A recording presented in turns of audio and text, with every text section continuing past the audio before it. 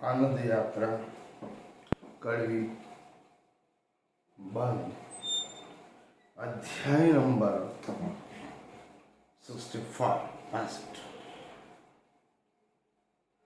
विषय अवतारवाद एवं ईश्वरवाद एक बहुत बड़ी विसंगतता भारतीय परंपरा। इस विषय का ये नाम इसलिए रखा गया है कि प्राय हिंदुस्तान, भारतवर्ष या तो आर्यवर्त और भारत अलग अलग सदियों, देश, काल एवं परिस्थिति के अनुसार प्रथम आर्यवर्त, उसके बाद भारत, हिंदुस्तान और फिर भारत। वैदिक संस्कृति, सनातन संस्कृति, हिंदू संस्कृति, ये बार बार बदलने वाली संस्कृति कौन है?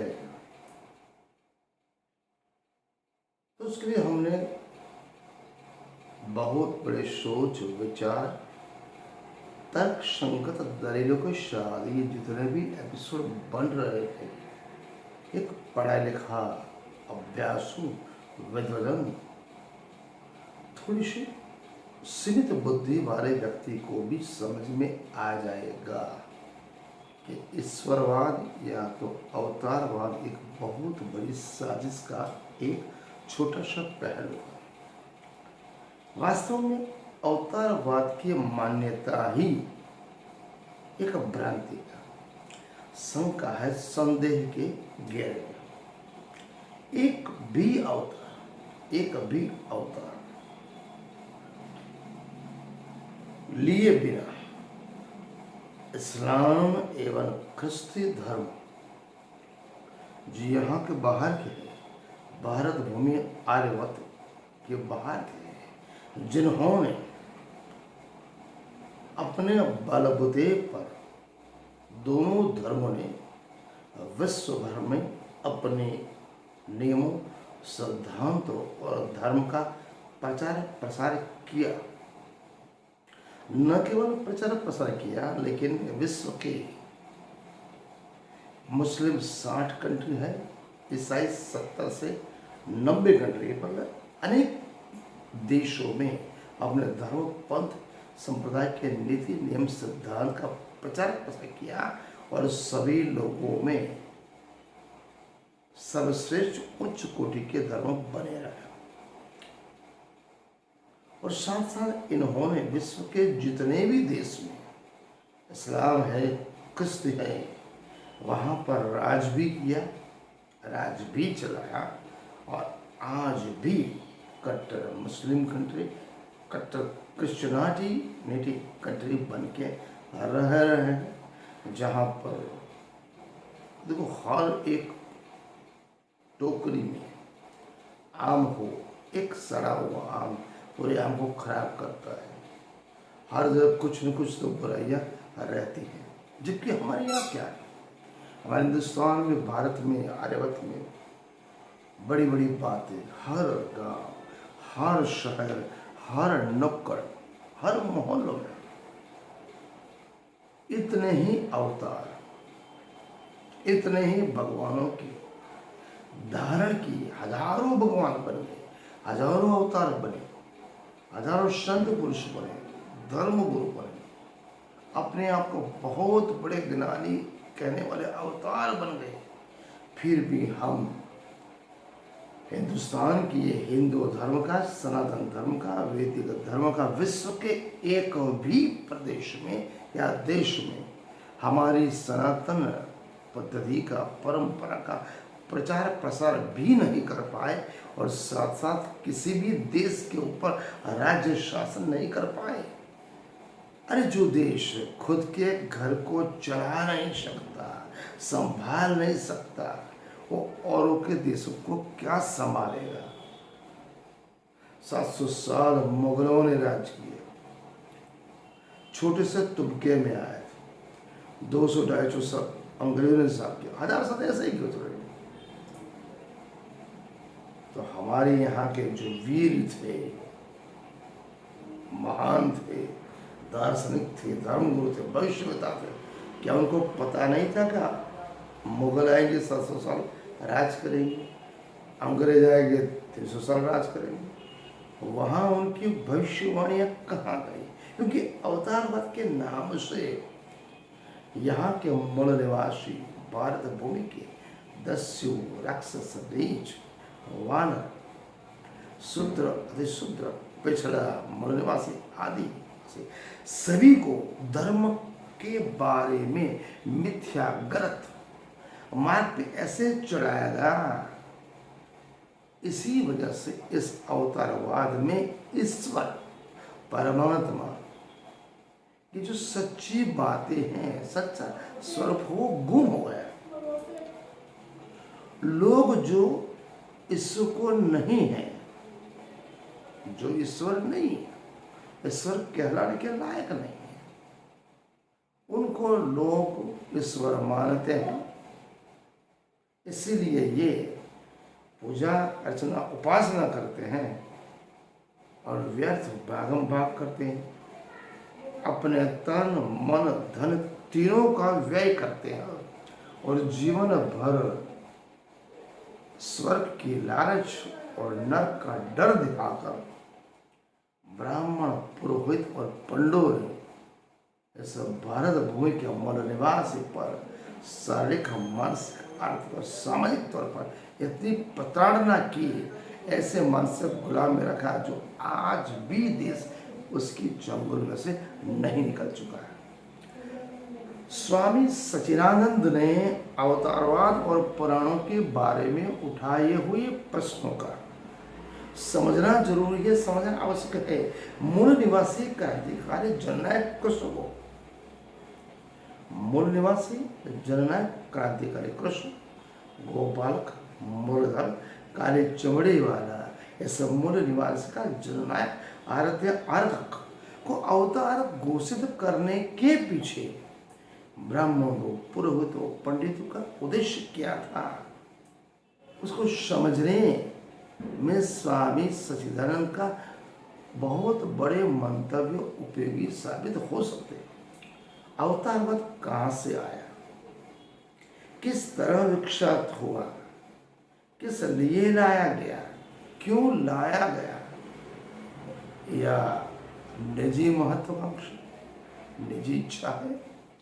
इसकी स्पष्टता हमको उत्तर भारत एवं पश्चिम भारत के महान विद्वान अविनाश दास ये कुछ प्रश्नों से मिलती है। जो लोग 4 बजे ऋग्वेद, यजुर्वेद, सामवेद और अथर्ववेद 4 वेदों का हृदय मंथन आत्मा से मनन, चिंतन और अभ्यास पूरे तार्किक तौर पर अगर करोगे तो 4 वेदों में कहीं भी अवतारवाद की बात नहीं है, एक लाइन भी नहीं है।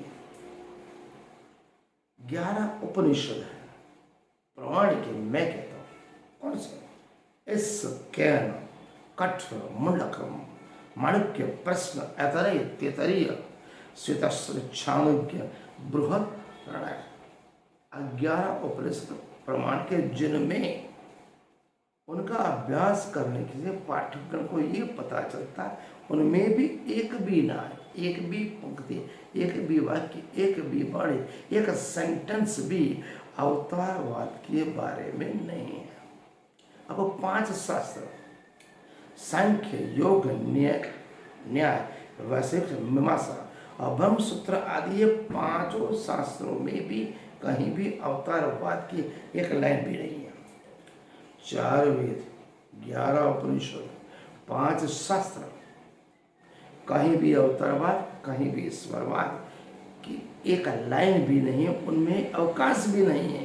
तो सोचने वाली बात बड़ी, केवल ब्रह्म विचार के लिए उपनिषद ही मुख्य है, परंतु उसमें एक तत्व जिसको निर्गुणवादी तत्व को उसके ऊपर जो किया है।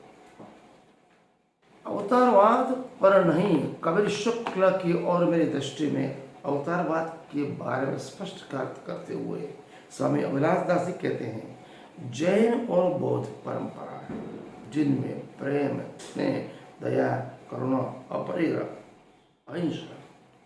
तो जैनों ने महात्मा महावीर और बुद्धों ने महात्मा बुद्ध के उदारवाद को माना। उदारवाद, अब उदारवाद किससे कहते हैं? उदारवाद इसे कहते हैं जिसमें आत्मा, मन, चित्त, बुद्धि और अहंकार, हृदय, मन, तन, आत्मा में जितने भी विकार है उससे छूटती है और निरंतर ऊपरी ओर चली जाती है, ऊपर की ओर उठती है, अर्थात कल्याण रूप में बनती है। उतार का अर्थ होता है औरों से बढ़ जाना और उससे आगे बढ़ना, श्रेष्ठ एवं मुक्त। और यही बात तथ्यपूर्ण और वैज्ञानिक तौर पर साबित है जो जैन परंपरा और बौद्ध परंपरा है। अब जैन और बौद्धों ने श्रद्धा के अतिरिक्त में महात्मा बुद्ध और महात्मा महावीर की मूर्तियां स्थापित की, पूजा शुरू की। समग्र भारतवर्ष में बुद्ध परंपरा, जैन परंपरा उत्कृष्ट रही। इसकी देखा देखी ब्राह्मणों ने अवतारवाद का प्रतिपादन किया, जिसका अर्थ है अवतारवाद, जिसका मतलब होता है उतरना, नीचे आना। तात्पर्य यह है कि किसी पूर्ण काम करने के लिए ईश्वर का अपने ब्रह्मांड चाहे विष्णु लोक हो, ब्रह्म हो, वहां से नीचे उतरना यह सर्वथा काल्पनिक है। एक कतई तर्क संगत बाबत पे सच्चा साबित नहीं होता। कुछ जीव, कुछ मानव जीवन में शत पुरुषार्थ करता है, शुद्ध होता है, ऊपर उठने लगता है, इससे वो आगे बढ़ जाता है। और यह अवतारवाद प्रत्यक्ष है, सत्य एवं आनुषंगिक तौर पे सच्चा साबित हो सकता है। परंतु कोई मुक्त ईश्वर ब्रह्मलोक से, विष्णुलोक से या अवकाश से केवल और केवल धर्म की रक्षा के लिए, दुखियों का दुख दूर करने के लिए और दुष्टों को मारने के लिए इस भारत भूमि पे आएगा। और 24 अवतार में कोई मनुष्य अवतार, कोई पशु का अवतार, कोई पक्षी का अवतार लेगा। यह बात केवल और केवल अंधविश्वास है, आडंबर है, पाखंड है, कुलवाज है। इसलिए कहते हैं कि धर्म को अपना परंपरागत, धर्म को अपना परंपरागत वंश व्यवसाय बनाने वाले ब्राह्मण, पुरोहित और पंडितों ने बौद्ध और जैन परंपरा के व्यापक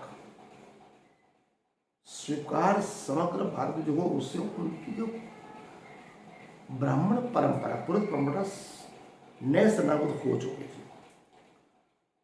इसलिए उन्होंने जैन और बौद्ध के उदारवाद परंपरा से प्रभावित होकर भारत भूमि के मूल निवासी जननायक क्रांतिकारी कृष्ण, जो यहाँ के 95% मूल निवास के हृदय, मन, तन, आत्मा में जो बसा हुआ था, असुर था, अनार्य था, अवैदिक था, यज्ञ विरोधी था, उस कृष्ण को के नाम पर अपना धर्म का धंधा बढ़ाने के लिए ब्राह्मण, पुरोहित, पंडितों ने कृष्ण के नाम से अनेकों ग्रंथ रचे, कृष्ण को विष्णु का अवतार घोषित किया, महाभारत एवं भगवत पुराण में उसको चित्रित किया, क्योंकि वो कृष्ण को तो बोल नहीं सकता।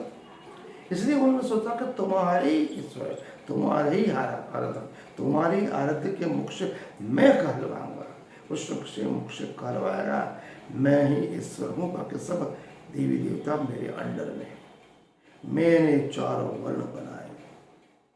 अविनाश दास जी यहाँ पर स्पष्ट कहते हैं, कृष्ण को अवतार के रूप में प्रमाणित करने की प्रक्रिया को स्पष्ट करते हुए अविनाश दास जी क्या लिखते हैं? गीता महाभारत के अंदर की एक छोटी सी पुस्तिका है, उसमें से कृष्ण को पूर्ण अवतार माना गया। तब तक राम को अवतार घोषित नहीं किया गया, राम को केवल और केवल एक वीर पुरुष के तौर पर चित्रित कहा गया था। इसलिए जो गीता के भाष्यकार थे, लेखनकार थे, उन्होंने कृष्ण के नाम से स्वयं करवा कहलवाया कि मैं शस्त्रधारियों में राम हूं। राम सहस्त्र व्रत हम 10वां अध्याय 31 अर्थात गीता का ईसा के 400 वर्ष पूर्व तक श्री राम केवल और केवल एक शस्त्रधारी के रूप में माने गए थे, माना जाता था। विद्वानों का ये जो मत है, ईसा के 300 वर्ष पूर्व जो वाल्मीकि रामायण लिखी गई उसमें अयोध्या से युद्ध काल था, 3000 श्लोक से कम श्लोक थे। तब तक श्री राम केवल और केवल मानव मात्र एक वीर योद्धा के बारे में जाने जाते थे। उसके पश्चात ईस्वीसन जैसा आरंभ काल हुआ, ब्राह्मण पुरोहित पंडितों के जितने भी धर्मगुरु हुए, लेखककार हुए, भाष्यकार हुए, उन्होंने प्रक्षेप करने वालों ने राम को विष्णु का अवतार घोषित किया। पीछे से पुराणों में उसे पुनर्म भी दाखिल कर दिया। उसको अवतार के बढ़ाने में चर्चाएं पड़ने लगी। 14वीं शताब्दी तक श्री राम शर्मा द्वारा लिखित आधुनिक रामायण में राम को उन्होंने पूर्ण ब्रह्म भी घोषित कर दिया। 16वीं शताब्दी आते आते स्वामी तुलसीदास तो रामायण लिखी, उनके बारे में सत्य घटना साबित किया है। तुलसीदास जी से ब्राह्मण चिढ़ते थे, उनका विरोध करते, दुत्कारते थे। इतने कट्टर ब्राह्मण पुरोहित पंडित थे। ये हमारी कुछ बातें लिखी गई। इसलिए तुलसीदास जी दिन में तो नदी के तट पे कुछ लिखा करते थे रामायण, लेकिन रात को सोने के लिए मस्जिद में जाते थे। उस समय के अयोध्या का जो हाकिम था, उसका जो वजीर था रहूना, वो हर रोज उनको 2 सिक्के देता था। इसलिए एक मुस्लिम संत से वो 2 सिक्का लेके खाना खाते थे और रात को मस्जिद में सोते थे, ब्राह्मण पुरोहित पंडितों से बचने के लिए। उसी तुलसीदास ने राम को पूर्ण अवतार घोषित किया। करोड़ों ब्रह्मा, करोड़ों विष्णु और करोड़ों शिव से समान सिद्ध करने का प्रयत्न स्वामी तुलसीदास ने किया। आगे का अध्याय अवतारवाद की शुरुआत, तीसरा भाग हम कल चर्चा करेंगे। आज के लिए प्रणाम।